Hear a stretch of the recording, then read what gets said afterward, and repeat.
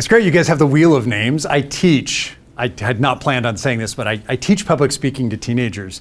And they want to do the wheel of names to see who's going to speak next because none of them want to speak first. So it's like the opposite of a prize draw. When their name comes up, it's a little bit like the Hunger Games where they're like, no, I don't want to be the next speaker. So when I saw the wheel of names, it's like, wow, immediate flashback to what I'll be doing tomorrow night. So that's fantastic. Take a moment. You guys have had a busy, filled day. And I want to take a moment and just have everybody, and I'm going to trust that you will, just take a deep breath in.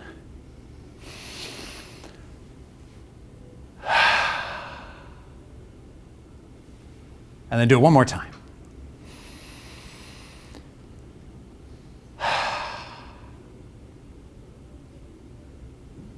Hopefully we'll get everybody focused. And I'm going to do something that kind of flips that a little bit because we're going to kind of emerge back into this last part of your day. And how many of you know what a T-Rex looks like? I mean, obviously, you probably do, right? What do we make fun of T-Rexes for? For the few people in the audience, right? Yeah, the few people in here, right? And I trust that all of you are doing this.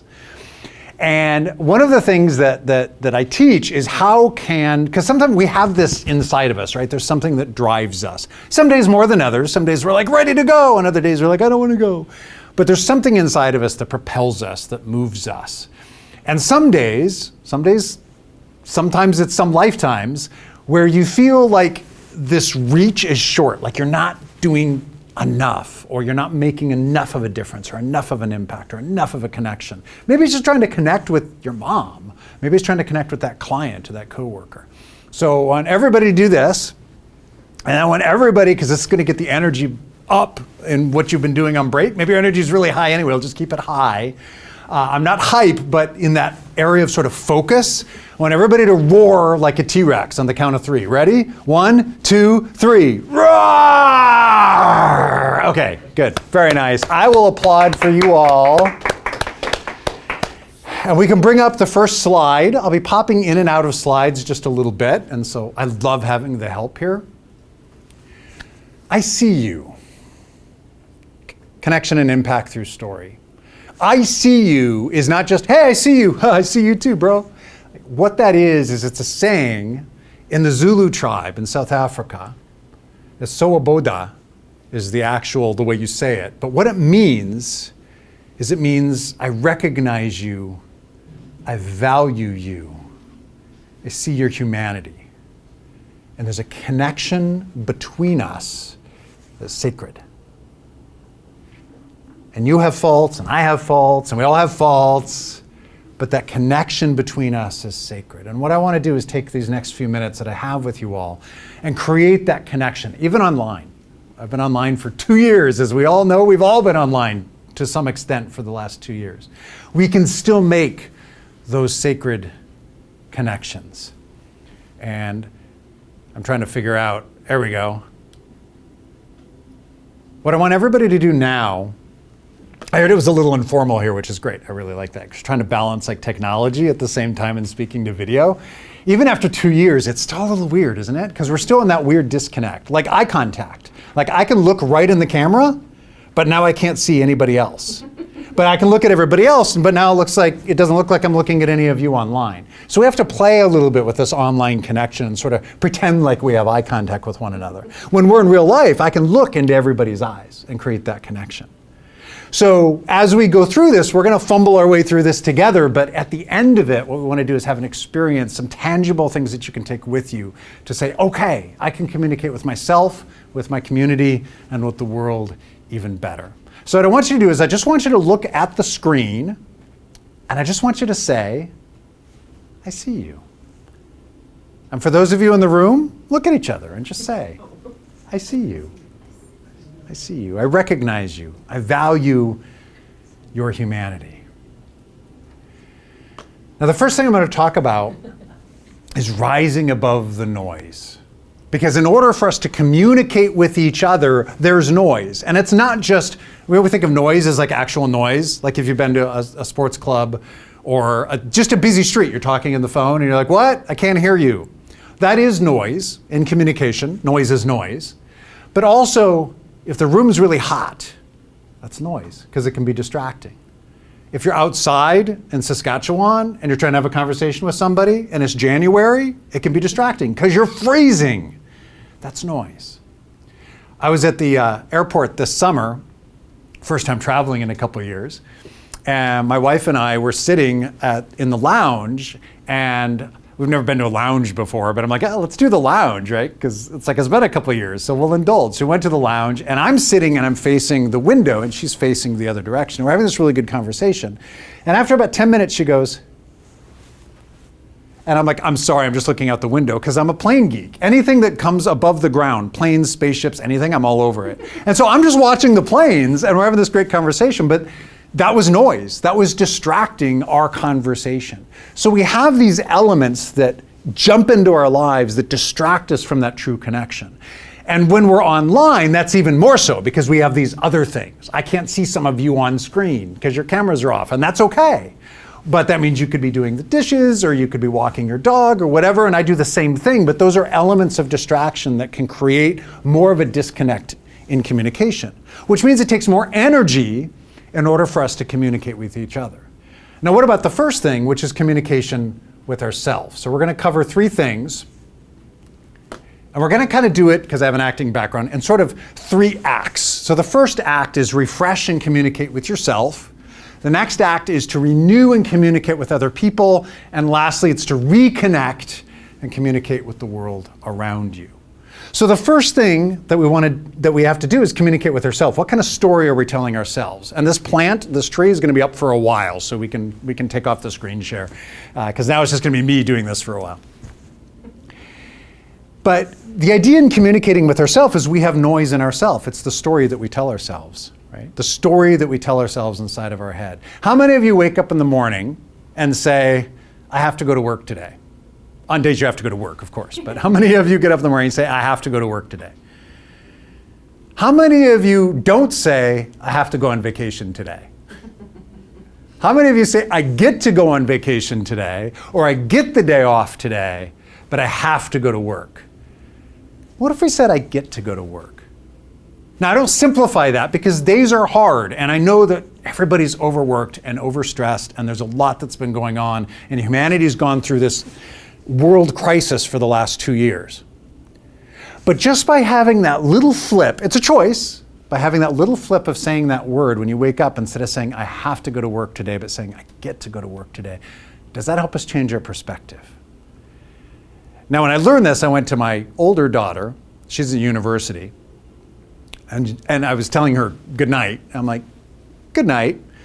She goes, good night. I'm going to bed soon. I have to go to work tomorrow. And I said, you could say, I get to go to work tomorrow. But she works at a coffee shop to help pay for school, and it's early. She goes to work at like 7. And when you're 20, who wants to work at 7? When you're older, who wants to go to work at 7?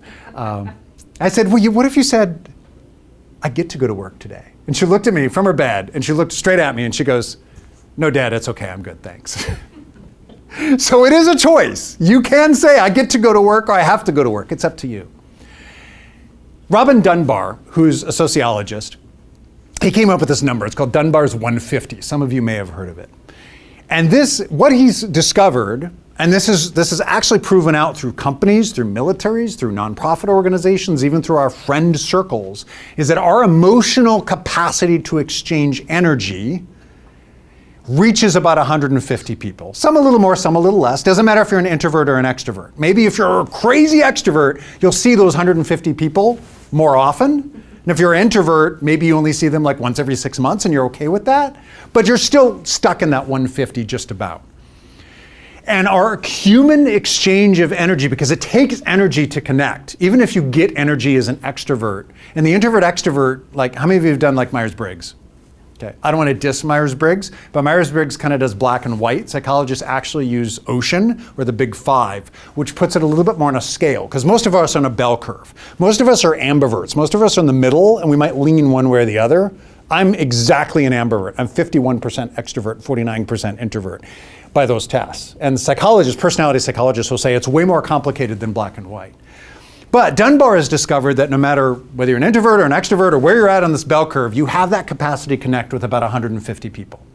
Outside of that 150, you're expending, sometimes you have to expend energy that you're not really getting back from. The way Dunbar puts it is that if you're sitting at a bar and you're at a bar stool and you're alone and the bar stool next to you is free and somebody within that 150 comes into the bar, you'd be okay saying, hey, come on over, have a drink. And have a drink and a conversation. And if they're outside of that 150, then you kind of have a choice to make. And maybe even turn away and pretend like, that you don't see them and they don't see you. You've seen that where you see people like in town or something, you're like, I don't want to talk to you, so you kind of turn away.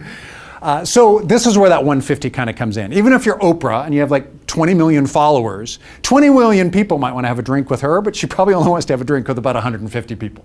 So it's 150 across the board. Now, how many of you have a different 150 now than you did in like high school? That would be weird if you still had your same 150.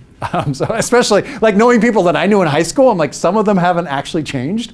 And so I'm like, okay, maybe I need to change my 150. So what happens now is when we spend time on that 150, what happens when you're working with clients, but they're not really in your 150? You're spending energy, but it's not coming back to you. So what happens now when you're a little bit short with a coworker who asks a question that maybe they should know the answer to, or you think they should know the answer to? What happens when you go home and your kids or your partner or your roommate is like, I can't wait to tell you about the day I've had, and you're kind of exhausted and you're like, the last thing I want to do is have a conversation? I was mentioning earlier, my youngest daughter never answers a yes/no question with yes, no. There's always a story behind it. So when I'm done in my 150, it doesn't mean 150 a day. It just means you've spent energy on people where maybe you're not getting all that back. I'm done, I'm exhausted, I want to talk to people, and I ask her a question. I need to make a choice at that point. Because I could shut down and be like, I'm at my limit, hit my 150, or I could say, okay, this is somebody I can actually get energy from and exchange that energy and build that relationship with. That's hard sometimes though, isn't it? Because we're already exhausted. You've already been seeing clients. You've already been talking to people all day. You've spent your energy. And so part of communicating with yourself is, what story do you tell yourself? Do you have to go to work or do you get to go to work? Recognize when you're at your limit to say, oh, that coworker's not really a jerk. They're just confused. And I'm just at my 150. And maybe they just had a question, and that's okay. And so take those moments of self-care. Take those breaks. Look out the window. Watch a squirrel. Take a break and walk around the block. I have an app on my phone, and I don't get paid by this, but it's called Insight Timer. And it basically is a meditation app, but it'll tell stories, it'll play music, it'll do anything on here to just say it's time to take a break. I also have a reminder, I think I have one now, of a reminder to take a break, to stretch. Do something. Deliberately take those breaks in those moments with yourself. What story are you telling yourself? There it is. Okay. Oh, I'm waiting for it to like flip like 3 times because I hit the button 3 times. I think we're okay. We're good. All right. So how many of you are familiar with Joseph Campbell's hero's journey? You may not be, and that's okay. So Joseph Campbell have studied human civilization and human storytelling. And what's he discovered is that there is this particular path that people go on to tell stories that compel an audience to stay engaged. How many of you have seen a Disney movie? Like everybody. How many of you have seen Star Wars, Lord of the Rings, Harry Potter? Right, like all of these. Any Marvel movies or DC. I don't judge. So one of these is great. Yay, people online are raising your hand. That's awesome. Do that, right? Let me know. Let me know you're there. They all follow the same basic pattern. So what happened to all of us 2 years ago is that we're having our lives, just our lives. We get up, we go to work, we have families, we do our thing, we go on vacations, you have your hobbies, you have your clubs, your groups, whatever, and then this thing hits us and changes it, alters the direction of our lives. Some of us have had more than one, some of us have been personally affected, but globally, here's one we can all relate to, was this COVID crisis that hits everybody and that alters the direction for all of us. And as you can see on the screen that I had up, was it's this hero's journey that we're going along, just like any character in a movie, that Frodo Baggins is going along. I'm like, Bilbo, but I know Frodo better. Frodo Baggins is going along in Lord of the Rings, and then he discovers a ring that Bilbo actually gives him. And Gandalf discovers that it's the Ring of Power. For those of you who don't know the story, I'm giving away spoilers, but the book's been out for like 100 years, so I don't think there's a spoiler alert here. It's a pivotal event that changes the direction of Frodo's life. We had a pivotal event that changed the direction of all of our lives. And that altered our 150, and it altered the story within ourselves. I'm going to say something a little direct, but it's your brain doesn't give a damn about your happiness. Your brain doesn't give a damn about your happiness. It gives a damn about your survival. And what happens is that all of us have gotten into survival mode the last couple years. And it turns out that 1 out of every 1 happy person is a happy person. It's not an actual study, I'm just sort of guessing that. But what that means then is we have to communicate a different story to get us back to having a little bit more of that positive, deep breath, take a break, connect with people mindset. What are you going to do in your life? What story are you going to tell yourself to change maybe the direction of the thinking that we've had for a couple of years, which is survival mode, which is okay. There's nothing wrong with it. And if you want to stay there, that's okay too. But isn't it better to wake up and make a little bit of a different choice and say, yeah, this is something that allows me to make a difference in my own life and the lives of those around me. In and of ourselves, how we communicate with other people then is the next step. Act 1 is communicating with ourselves. And we have this pivotal event that changes the way we communicate with ourselves. It also changes the way we communicate with other people. Now, out of that 150, we have about 5 people that are really intimate with us. We have about 15 people that if you threw a party of like a birthday party and you'd invite 20 people, there'd be your 5 intimate people and 15 other of your close friends. So there's about 130 other people that you can exchange energy with, but they wouldn't be considered, let's say, a close friend. So Dunbar's done all of this experience. Here's what's cool. There's another sociologist, and his name is M.L. Granovetter, and there's another one called Baba, and they did a study on loose ties, or third spaces. Your first space is your home. It's where you spend most of your time. Your second space is your work. It's where you spend most of your time. Sometimes it's about the same, right? Sometimes you spend more time at work than you do at home, and when you're at home, you're sleeping. So you might know your work people better than you know your home people. And then your third space is that other stuff. Okay? It might be a book club or a volleyball club, or you might go hiking with people. It might be people in your neighborhood. It's people you see on a regular basis, but it's not necessarily somebody you see every day. Now, I would make the argument that you don't see everybody at work every day either, especially with what a lot of you do, is that you're out, you're doing things, you're connecting with other people at different times, you're connecting with different clients, you're seeing different people based on the project or based on the person that you're working with. And so you don't see them. If I'm an app developer, and Jeff, who's my videographer over here, and he's let's say he's marketing my app, and we work together 60 hours a week in the same office, that really is a second space. That's a space where we know each other. There's already all of that influence has kind of taken place already. But then we have these loose connections in work and outside of work that are not quite as deeply connected, which means that it's more influential. So I ask you, and you can just answer to yourself, and then I'll give you the answer. But why is it that somebody with a loose connection, a third space like a book club, or the second space where you don't necessarily see each other every day, why can those people be more influential than somebody you see every day? There's kind of 2 answers to that. Number 1 is, the people you are with every day are the people you probably share the same values with. Your partner, your kids, your family, not always, but typically you share the same values. We base our close relationships based on values, not necessarily based on personality type or hobbies. So if we share the same values, we're closer, which means that there's less influence that takes place because you don't have to influence each other. You already agree. Or you've agreed to disagree. Meaning that your partner or your kids or your parents or that person that you work with every day, you've already exhausted every conversation and you already just disagree with each other, and that's okay. You've agreed to disagree. So that place of influence is kind of an echo chamber. Nobody's really listening to anybody else in that place. Not in terms of influencing one another. So those third spaces, those areas where you are around people on an occasional basis, is where that influence happens. Now this happened to me about, every time I tell this story, I'm like, oh yeah, more time has gone by. About 10 years ago, I was living in Colorado. I'm Canadian, but I was living in Colorado. And I had an opportunity, I moved my mom up here. She retired. And I thought, oh, I want to go back to Canada. And we were in the States, and my kids became Canadian. My wife got permanent residence. We all came up here. Said, yay, we're in Canada. And I was pursuing an acting career. I'd also done sales. And so I thought, perfect. I'm going to pursue acting in Vancouver, because everybody knows acting happens in Vancouver.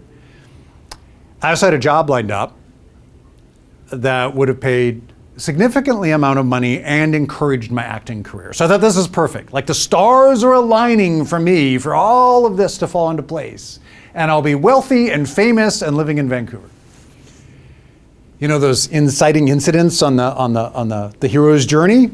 Nothing happened. Job fell through. And over a period of a few months, I had lost all of my savings, all of my investments. Couldn't pay the insurance on my car. I had to park it on the street because we had no driveway. City towed my car. Never got it back. And I was starting to look in the couch cushions, trying to find change to take transit, to find a job. And on those rare occasions, find enough change to say, hey, let's go buy some French fries at McDonald's and actually eat out. The verge of being homeless. And I was walking by, I'll give this as an example, although I think the real cup was red, but I was walking by a homeless guy, and he had like those red plastic cups asking for money. Of course, I had nothing to give him. But for the first time in my life, I thought, is this my future? Is this where I'm going? I identified with that guy. I pictured myself holding a sign that said, need food for my kids. And something shifted, something changed. I don't know what it was. Something in my head said, it doesn't matter if it's your fault or not. No hero is coming to save you. You could blame the company where the job fell through. You can blame all these other circumstances. But unless you change, your circumstances won't. And I had to make a choice. So I went home, and I'm like, I don't even know where to begin. And so I started watching YouTube videos. On motivational YouTube videos. My place of influence initially wasn't even a person. It was a video, because I didn't know anybody who could kind of pull me out of where I was at. The people that I knew were in the same position I was in, and that's okay. There's no judgment there, but I knew I had to change something. I had to change that sphere of influence so that I could start thinking a little bit differently. And change so that I could get better. I could find places where I could grow. I could develop personally. Because what I'd lost mostly was confidence. And I began to get that back. And I got a job, and I got a better job. But my 150 started to shift. My people of influence in the third spaces started to shift. And I joined a Toastmasters club. I've been speaking since I was in 8th grade, but I joined a Toastmasters club just to think, maybe I could do this to help change people and help connect with people. And those people in the Toastmasters club was a pivotal moment in my life that allowed me to have a new third space that helped bring me out of where I was at to where I'm at now. And it's been almost a 10-year journey from the start to where I'm at now. And it took a few years to kind of shift gears to kind of get into that. And then you get going, and then you get the other thing, which is COVID, right? And then everything kind of stops again, and then you get started again. But that 150 had to change. That place of influence had to change. So my question for you guys for number 2, second act, number 1 is how do you communicate with yourself? Number 2 is who are you with? Who are you spending time with? Where are you spending your outside time? Where is your third space? What about the people at work? Who are they like? Now sometimes you're with somebody at work you don't like, and you got to work with them. I'm just checking to see if anybody's looking at each other sideways in the room here. And that will happen, and sometimes those are moments, and it might even be a parent that's living with you and you guys don't get along. And that's okay. Then what you do is you find and you zero in on the people that you can spend time with, that you get energy from, that you can relate to. It's that energy, it's that 150. You find those people, find those 20 people and be like, hey, let's go grab a coffee. Let's go grab a lunch. Can I call you? Because if you take those moments, because if you have to spend 40 hours a week with somebody that you don't really like, spend a couple hours a week with somebody you do like, and that will help ride the wave when you're spending time with the other people that might feel a little bit like a grind. Find those people that give you energy. And if we bring up I'll try here. We'll bring up the second act we just go to the next screen. Ta-da! So it's kind of like we're looking around a corner and seeing more and more. But what this is that's the person with the really long green neck, which is totally shows you why I'm not an art teacher. And I drew it, and then my daughter actually put it on a tablet and did it exactly the way I did it. And she was a really good drawer. I was hoping she would change it a little bit, but she didn't. So that green person, we all need a green person with a long neck. That's your mentor. That's somebody with you. It doesn't have to be like, I shall mentor you on how you can do your job and live life better. Or be a life coach or psychologist. Those are great. I've had both. But they're just people that you hang out with, that you go on the journey with together. So if we take I pick a different movie every time, but if we take Lord of the Rings, and we have Frodo going on his journey, who's going with him? Sam's going with him. The other 2 hobbits are going with him, and their name escapes me at the moment. Merry, yes, and Pippin. Yes, and Gandalf, of course. And Aragorn, right? So all these people are joining them on the journey. And so you have these people, you're not alone going through this journey. You have these people that are going with you. Find those people. Don't find the grumpy hobbit that just scowls at you when you walk by. Find the people that are like, okay, let's do this. We have a battle ahead. Let's go through it together. Whether that battle is the client, because it's a client you may not like, and that's okay. Find people to go on that journey with you. You're not alone. Exchange that energy with one another. Does that make sense? Take those moments with other people when you have them. We've had a pivotal event in all of our lives. Don't go through it. We've been in isolation, literally. Don't go through it. Find people even online that you can connect with. Find those work people. And if there's something that you're like, man, I really like hiking, and you haven't hiked for 3 years, go on a hike. I'm telling myself that because one of my coaches was like, go celebrate. How would you celebrate? And I'm like, go walk in nature. And he's like, go do it. And it's been 2 weeks and I haven't done it yet. So now all of you can hold me accountable to do it before the beginning of November. So invite all of you to reach out and be like, so have you walked in nature yet? Because I totally have to do that. Because sometimes I share too much when I'm speaking. Now I'm like, oh no, I'm accountable to 300 people. Find those people that you connect with. Find that 150 and find those third spaces that give you energy and mean something in your life. And remember the noise slide that I showed you? When you connect with somebody, don't connect by being like, hey, can we hang out? And then I'm talking and we're like, yeah, that's great. Oh my gosh, I can't believe that client did that. That's interesting. Oh, your boss said that? That's weird. That's not real connection, is it? Listen to understand. Don't listen to respond. How many of us have been in a conversation, you're talking to somebody and then you have an idea or a story and you want to share it too? So you're you're rehearsing your story while they're talking? Or if you're in an argument with somebody, you're bringing the list of rebuttals that they're saying. You're like, oh, well, you said that, well, I'm going to say this as soon as you shut up, right? And we get out of that connection and we're just building our story in our own head and we're missing the point. If we listen to truly understand, then will we be listened to be truly understood? In most cases. Obviously, there's some people that won't get it, and that's okay. But find the people who do get it, and when you listen to understand, you'll make those connections. You'll feel safer going a little bit more vulnerable. I do whole workshops on vulnerability and storytelling, and you can get a little bit deeper into the water. If you're really paying attention to somebody and they disclose a little bit more about their lives, you can disclose a little bit more about yours, and then disclose a little bit more about theirs, and then you do a little bit more about theirs, and then they stop, and that's okay, that's where you're at, that's your relationship at. But don't stay at the surface when you have an opportunity to go a little bit deeper. For 5 minutes. 5 minutes. So all of this accumulates and brings us, and I want to make sure we're okay on time, for Act 3. Good, right on time. My wife says I have time blindness, and she's totally right. If I do something I'm really involved in, 2 hours will go by, and I think it's like 10 minutes. I'm like, oh my gosh, what? It's 8 o'clock already? So I'm glad I'm on track. Now, how does this connect with the world? And there is another sociologist, his name is Nicholas Christakis, and we can keep this hero's journey up because this will be the ending here, or the ending of the hero's journey.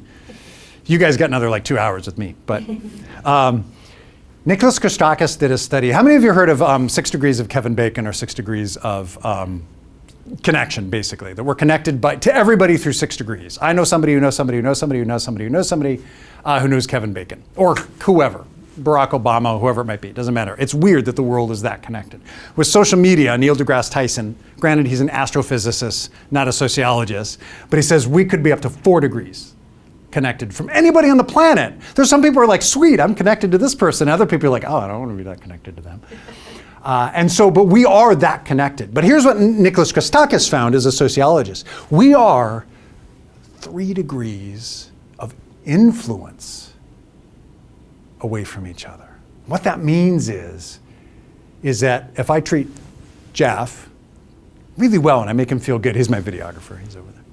If I treat Jeff really well, I'm not just influencing Jeff, I'm influencing Jeff's friend, or his family or his partner. So when you order that drink from the barista, or when you take that moment with that coworker who's having an issue or a trouble, and you take just a couple minutes and maybe hold space and listen to them. Or you take that moment sitting with somebody who's upset or angry, or that friend who just needs somebody, or maybe that stranger who just starts talking to you on the bus, which I know is a little weird. But if you just take that moment, it's not just that person that you're affecting. Now, to be fair, the degree of influence, the amount of influence decreases at each degree, but it's still there. You're still affecting not just the person in front of you, but the person they're going to touch later.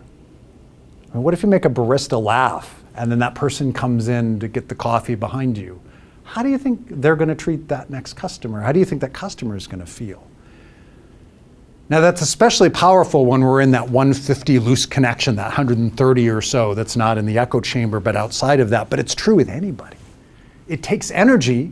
It takes energy. That positive energy takes more energy than just going, oh, I'm just going to do the bare minimum possible.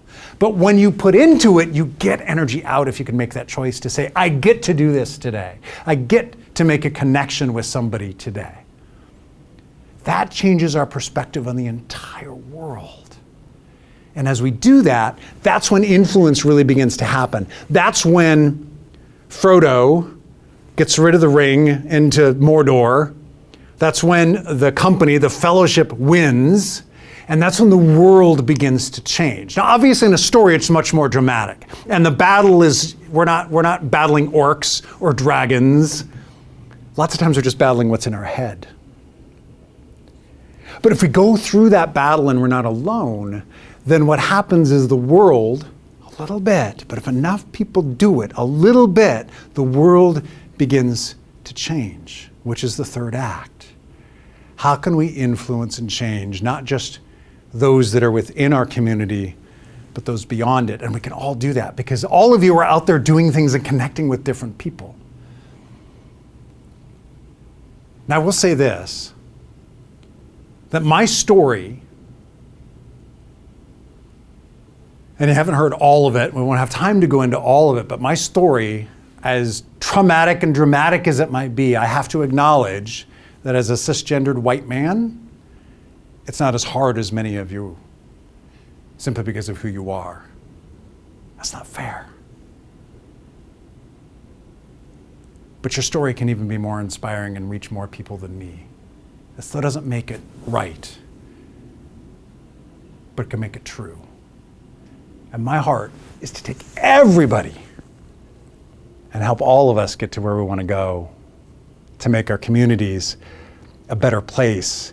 And there's a new you on the other side of that. I'll give you one example. I was acting in Fort Collins, Colorado. It's a smallish community. We had a theater of about 100 people. And I was recruited. I developed, I guess, a bit of a reputation in acting there. I didn't really have to do auditions. People were seeking me out to do roles. And they said, would you like to play this role? I'm like, yeah. And I kept thinking, I don't know if I'm the best for this role, but they needed a tall person because there's a line. By the way, for those of you on screen, I'm 6'4". There's a tall person. One of the lines is, you're very tall, my lord. And so and the other main character was like 6 foot. So it has to be taller than 6 foot. So they asked me to play this part. It was Atahualpa, who is the Inca god king. Now, better to play an indigenous person, but I'm in Fort Collins, Colorado. There's nobody. So I get the role. And during the play, it is the story of General Pizarro of the Spanish military who's conquering the Incas and taking their gold. And Atahualpa is the king. They see the king as a god. And so he controls the entire country. He's got runners, fast runners that he's assigned to like shout commands to military and bring trade and all this stuff. And so the Spanish, Pizarro figures, okay, if we can get Atahualpa and put him in prison or stop, then everything else stops. And they were right. They captured Atahualpa. And so Atahualpa's in prison in this play. Royal Hunt of the Sun is about Pizarro and Atahualpa's relationship. Now, there's a lot of liberties taken because it's a play, but the historical fact that them two had an encounter is true. What happened after that, there's some rumors that maybe Pizarro started to lean more toward, hey, maybe what we're doing is wrong. But during this play, they're building this relationship. And it's determined by the Spanish government that they have to kill Atahualpa. And Atahualpa is strangled to death. And as he's being strangled, he yells, Inti, Inti, Inti. And one of the guards yells, what's he saying? And Pizarro goes, the sun, the sun, the sun. And one of my friends was in the audience. My friend was 92 years old. He wrote instruction manuals for F-16 fighter pilots. He was a pilot himself. And we were in a writer's group because he wanted to learn how to write poetry after writing engineering manuals for 70 years. And so we said our congratulations. He really liked it. You could tell he's visibly moved by this play. And a few weeks later, I heard from the other actor who was playing Pizarro, said I just visited him in the hospital. He's okay, but he had a scare, a heart attack, or what he thought was a heart attack. And he said, when I came in to visit him, the nurse said, he said the weirdest thing when he thought he was going to die. He said, Inti, Inti, Inti. And I thought, I'm going to play. What kind of impact does that make on somebody's life? And what we're doing is real life. What kind of impact can we make in real life when we just take a minute and hold space for other people? When we take that minute and say, you know what? I'm going to make somebody smile today.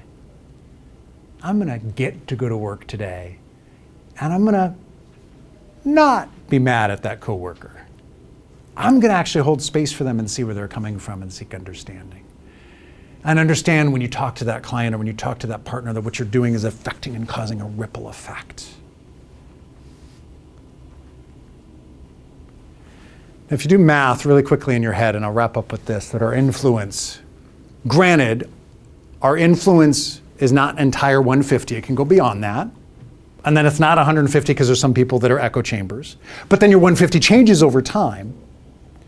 What if we took 3 degrees of influence and that 150, just that, just today, and we do 150 times 150 times 150, what we get is over 3 million people we could potentially affect and influence in a positive way. Now that's just me throwing out numbers just to give you an idea. There's no scientific evidence to show that, but if you take 3 degrees of influence, scientifically proven, you take Dunbar's 150, scientifically proven, you take the loose ties, scientifically proven, of influence, and you multiply that out, understand that what we do is massive. How we can affect and change other people's lives is huge, way more than what we think it is.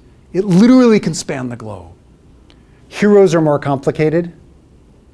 It's not always just one journey, because our personal life, we may be in victory, our work life, we may be in a battle. So it is way more complicated. That's why we need each other. I want everybody right now to look at each other again with that influence in mind, that impact in mind, that connection in mind, that what we truly do makes a difference. Look at the screen, look at those around you, and really connect one more time and say, I see you. Do it. Go ahead and do it. I see you. See each other. What if we do that when we're in conflict? What if we say, there's no, I recognize your humanity. I value you. What if we do that when we're in conflict? What if we do that when we're trying to solve a problem? What if we do that when we're trying to work together, or when we're with those other people, or just our barista or a server or a bus driver? If we look at them, we don't have to say it because that would be weird, like, hey, I see you, right? But what if we do it and just say, inside our head, I see you, I recognize you, I value you. Take a moment and be present with those people. That's what will change our communities and the world. I'll leave you with that. Thank you.